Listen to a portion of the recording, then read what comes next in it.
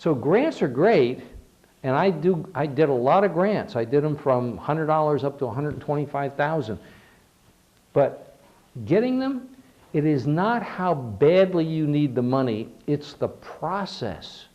I don't know if you guys and gals know, but there's actually a supermarket for grants.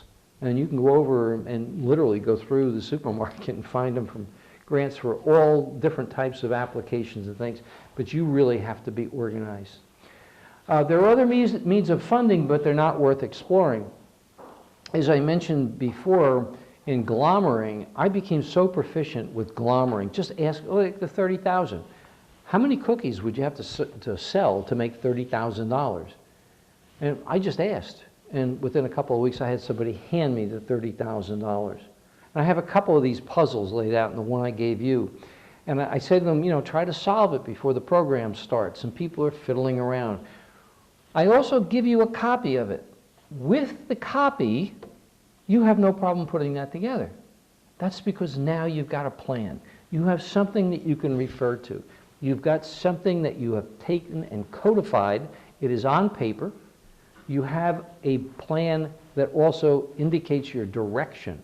If you don't have a defined outcome, if you don't have a place that you're going to go to, how do you know how you're going to get there? I'll give you an example. If I were to say to you, well, this afternoon is sunny, it's 80 degrees.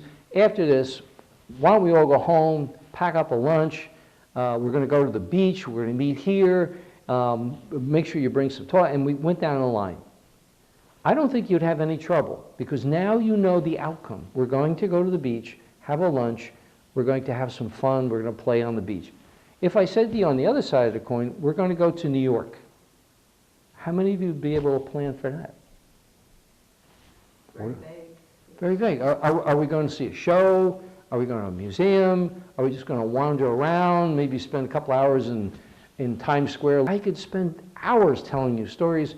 If you sit down and talk to people, after a while, you'll find out that their experiences and their history and their capabilities are so incredible that it's mind-boggling.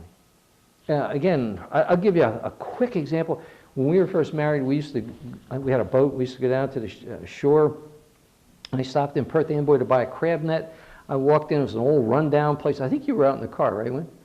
I walked because it took me so long to get out. I walk in. There's a little old guy sitting there behind the counter, and it looked like it was from 1800s. So I got talking to him. It turns out behind him, I saw these painting or pictures of the interior of theaters in New York. And I said, oh, this guy. Turns out this guy was a painter who came over from Italy who did those frescoes and things in the old theaters. And he knew all these famous people.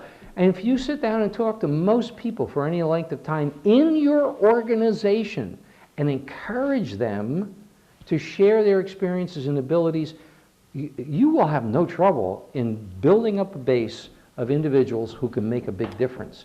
I'll give you another, throw this one in. Our fraternity in college, it was mostly older guys who had been in the service or worked for a couple of years. When you joined the fraternity, the first thing they would do is hand you an index card and say, list out all of the potential connections that you have. Do you have an uncle who does this, or maybe a sister who does that, or, you know, they had connections. And again, this is back before computers. And what would happen is we would codify all that information. So if we were doing something and we needed, let's say, paint, well, Uncle Bob so-and-so, his uncle owns a hardware store, and we'd get the stuff for next to nothing or for free. So it was, again, this idea of finding the potential. And here's the crazy part. Most people don't realize that what they have is valuable. I mean, it sounds bizarre. I write. I've written a bunch of books, and the magazine articles were the ones that made the money, where you would turn around and somebody would look at this and they say, everybody knows this. I say, well, no, they don't. You make an assumption that everybody knows this. And one of the ones I got the highest amount of money for, it was $50. It was for a one-paragraph little article. And it was so simple. It was a joke.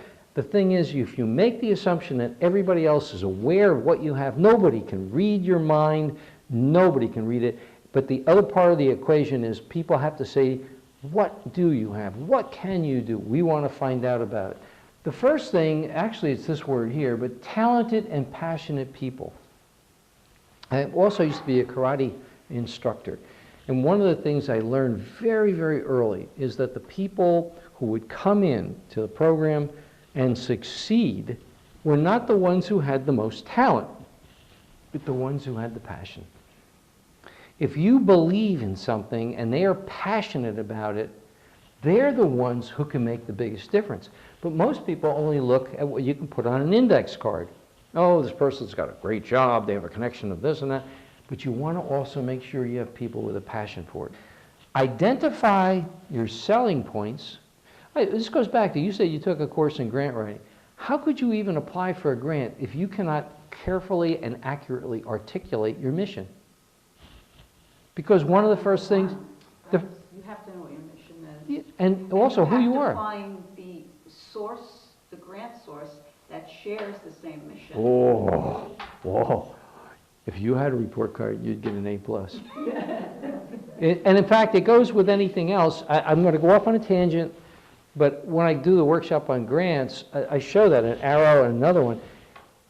You can have the best idea in the world, but if the funder has a different mission, you're only going to cross at one little spot. But if you can bring it into alignment so the two are running together, your chances of success will increase. The assumption that people make when it comes to fundraising is that the people in their group know how to be salespeople. And that's a bad assumption. Most people are not good salespeople. And yet you'll say, here's this book, go out and sell these, these flyers, or whatever it is, this contest thing or the raffle. And then you look at it, you're like, and then what they do is they hit the same mom and pop stores along the main road, or they hit their relatives. But going up to other people, they're petrified. They don't know how to do it. It's a really bad assumption. Never assume that the people in your group will know how to go out and sell to bring in those donations.